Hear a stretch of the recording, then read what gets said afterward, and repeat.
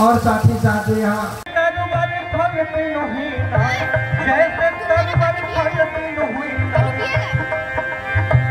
वैसे मनुष्य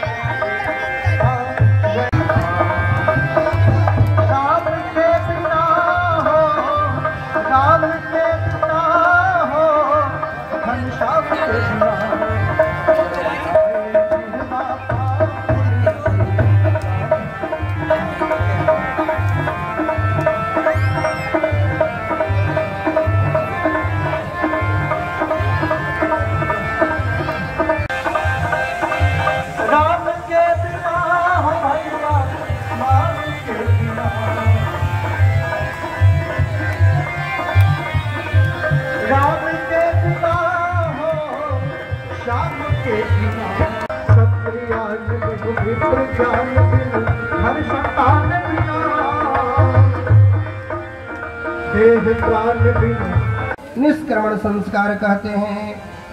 उसके बाद सातवें संस्कार अन्नप्राशन की गणना है। अन्नप्राशन, अन्नप्राशन इस समय आबद्ध बताया गया। कब किया जाता है तो उसके लिए लिखा कि बालकों के लिए सम मास में और बालिकाओं के लिए विषम मास में अन्नप्राशन संस्कार करें। तो बालिकाओं के लिए कहा गया कि 5वें मास में अन्नप्राशन और बालकों के लिए 6ठे मास में अन्नप्राशन, यानी प्रथम बार अन्न खिलाने की जो विधि होती है उसके भी संस्कार है। मुहूर्त में होता है। कैसे वह संस्कार की विधि है उसमें है कि कलश स्थापन आदि करा करके भगवान की पूजा करके आहुति आदि करने के बाद प्रसाद बनाकर भगवान को भोग लगाकर और तब वह बालक को अन्न को खिलाए, अन्न ग्रहण कराए। इसलिए उसको अन्नप्राशन संस्कार कहा गया। तो यह 7वां संस्कार अन्नप्राशन संस्कार है। और 8वें संस्कार में चूड़ाकरण संस्कार होता है। चूड़ाकरण संस्कार जिसे आप मुंडन के नाम से जानते हैं, लेकिन वह शुद्ध शब्द है चूड़ाकरण। चूड़ाकरण क्यों कहा जाता है? क्योंकि बालक को प्रथम बार चोटी रखने का संस्कार होता है।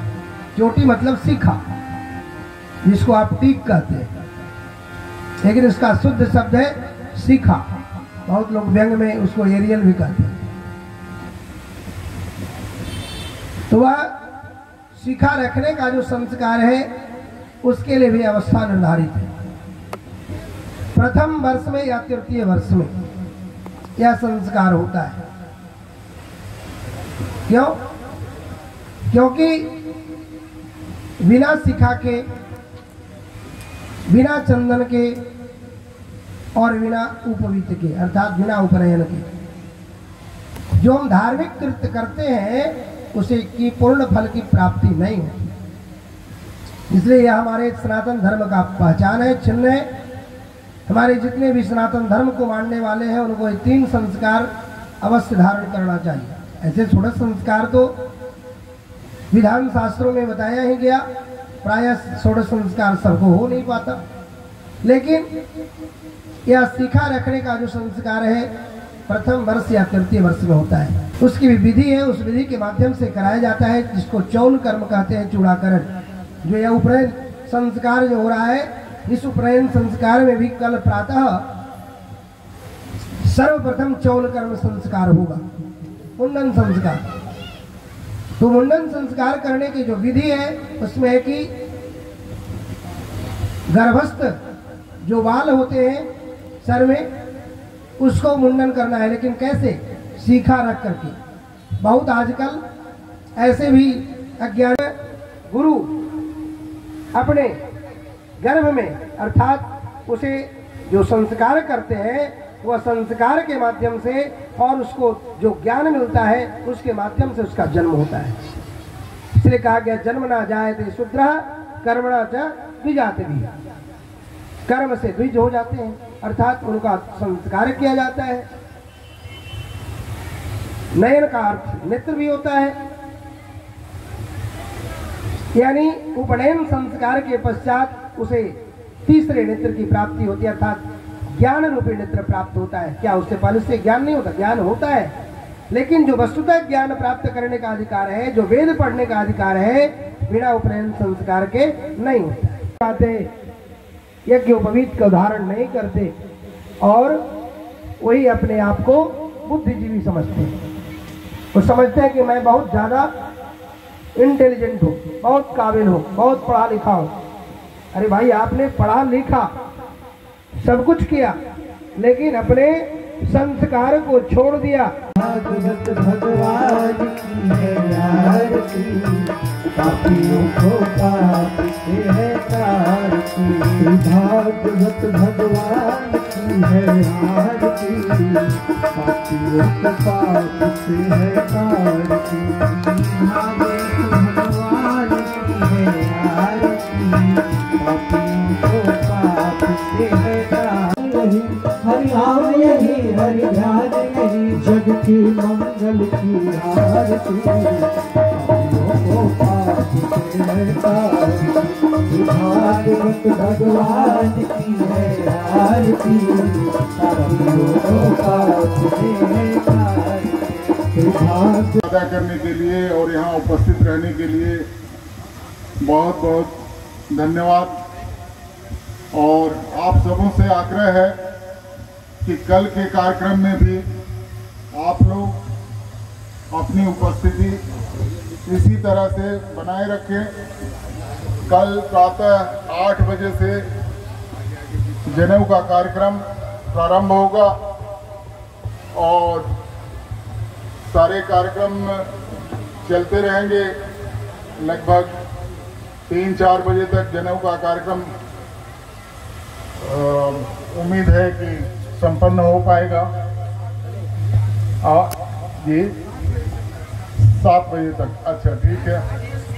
और जी अच्छा, माफ कीजिएगा, सुबह प्रातः 7 बजे से जनेऊ का कार्यक्रम प्रारंभ होगा। 7 बजे से ही कार्यक्रम शुरू होगा क्योंकि गर्मी का समय है और धूप बहुत जल्द हो जाती है। तो आप सबों से आग्रह है कि प्रातः 7 बजे से सभागार में इस कार्यक्रम में उपस्थित हों और हम सबका मनोबल बढ़ाएं। और एक बार फिर से आप सब लोगों को इस कार्यक्रम में उपस्थित होने के लिए बहुत बहुत धन्यवाद। हमारे बीच में आदित्यपुर से भी नमस्कार फ्रेंड्स, आचार्य डॉक्टर रंगेश शर्मा जो आज उपनयन संस्कार के विषय में हमें बताएंगे।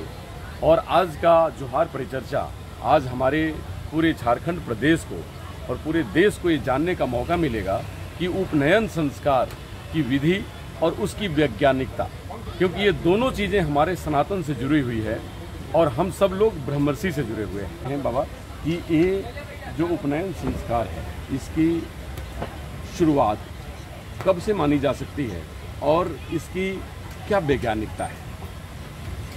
कब से यह आरंभ हुआ, इसके लिए तो एक ही मात्र प्रमाण में है कि जिस मंत्र के माध्यम से हम उपनयन धारण करते हैं वह मंत्र इसके लिए काफ़ी है कि वह मंत्र सिद्ध कर देता है कि उपनयन कब से प्रारंभ हुआ। जो हम मंत्र उपनयन धारण करते समय बोलते हैं, यज्ञोपवीतम परमं पवित्रम प्रजापतेर्य सहजम पुरस्तात् आयुषमग्र्यम प्रतिमुंच शुभ्रम यज्ञोपवीतम बलमस्तु तेजः।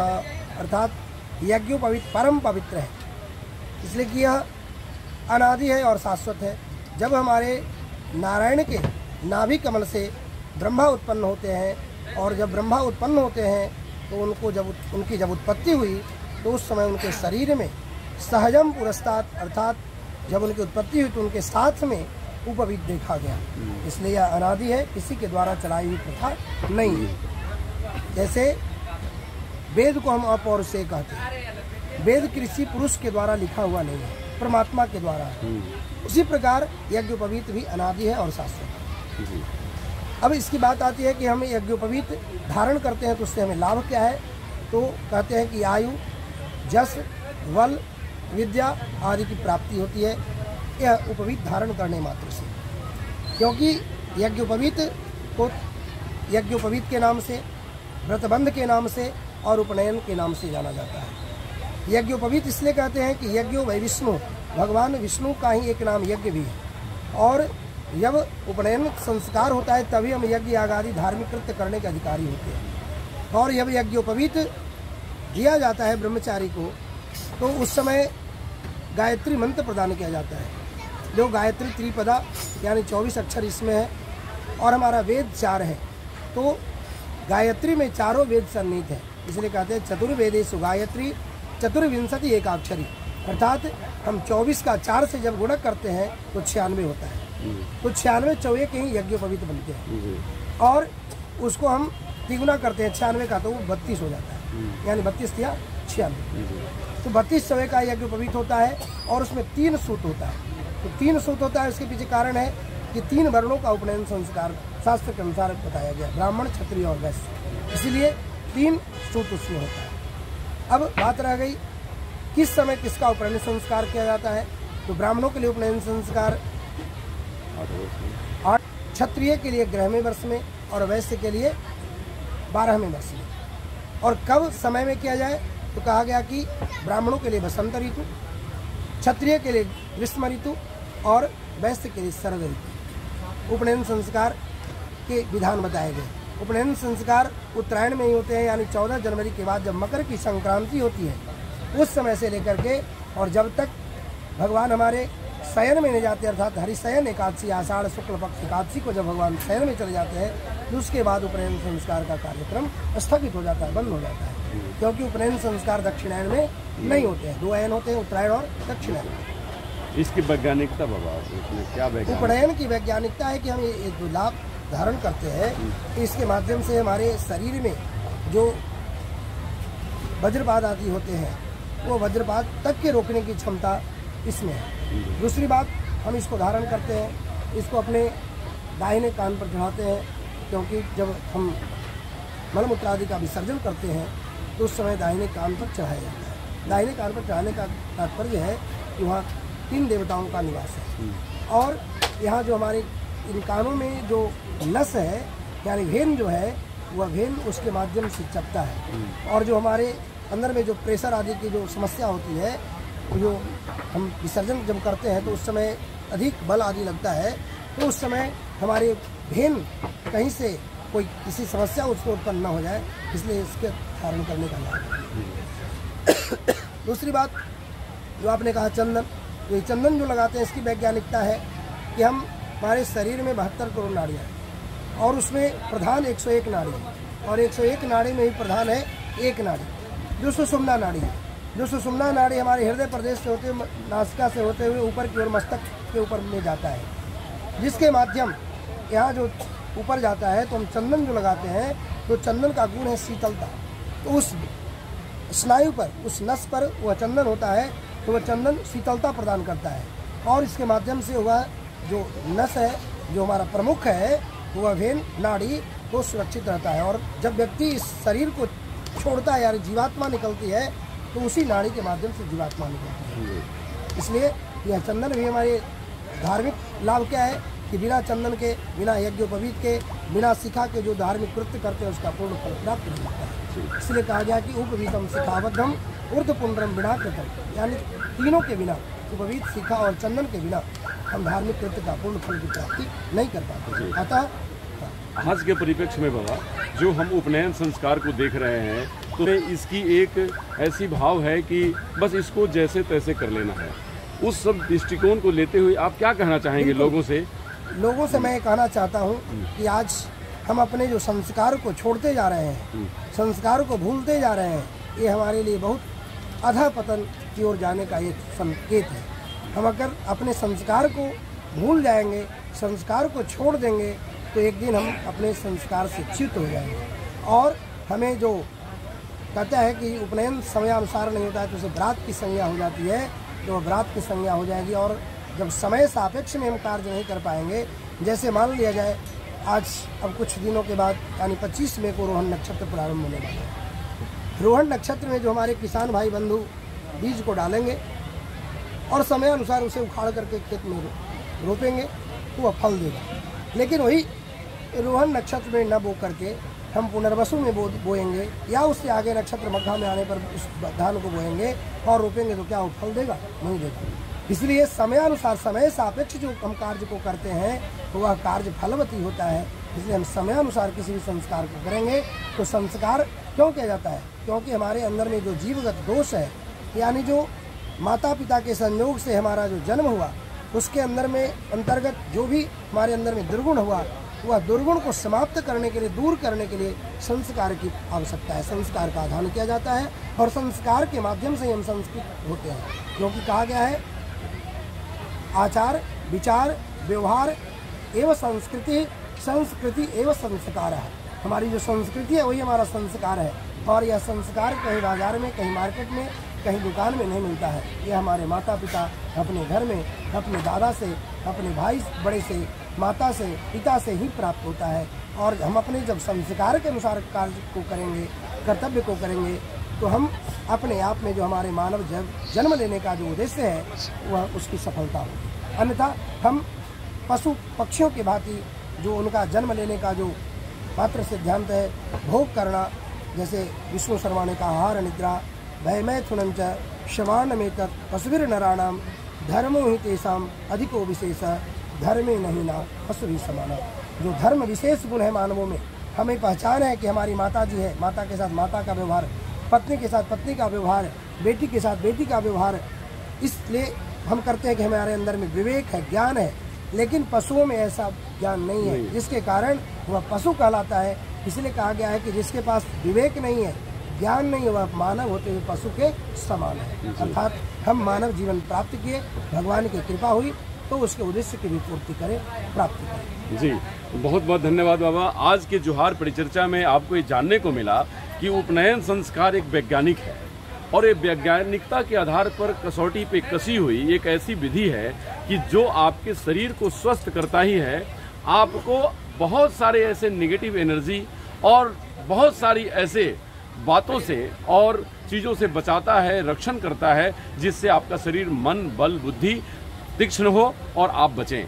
तो उपनयन संस्कार जो कि आदि अनादि काल से चलता आया है, ये किसी एक के लिए नहीं है, पूरे मानव समाज के लिए है। लेकिन सबके लिए विधि विधान का निर्धारण किया गया है, क्योंकि कोई भी व्यक्ति जब धर्म का पालन करता है तो धर्म उसकी पालन करता है। धर्म किसी जाति, किसी बिरादरी और किसी बैरिकेड में बांधा नहीं जा सकता।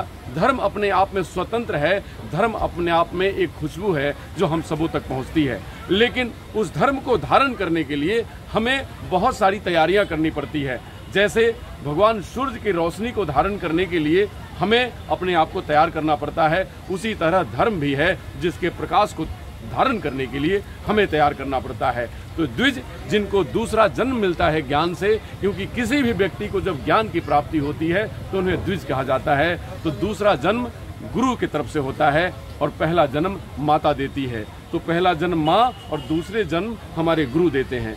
तो गुरु को माता और पिता दोनों की संज्ञा दी जाती है। इसीलिए उपनयन संस्कार की विधि विधान बहुत ही महत्वपूर्ण है, क्योंकि इससे आपके बच्चों में वैज्ञानिकता, तीक्ष्ण बुद्धि और दुनिया के सारे चीजों से उसे संघर्ष करने और अपने आप को कामयाब करने का एक विधि प्राप्त होती है, एक अस्त्र, एक शस्त्र जो दिखाई नहीं देते। क्योंकि दुनिया में जो अदृश्य शक्तियां हैं वो आपको दिखती नहीं, लेकिन आपके साथ काम करती हैं। जैसे भगवान का आशीर्वाद, माँ का आशीर्वाद, गुरु का आशीर्वाद। उसी तरह उपनयन संस्कार हासिल करने से आपको बहुत सारी शक्तियां अदृश्य भाव में आपकी संरक्षण करती है और आपको अपने लक्ष्य तक पहुंचाती है।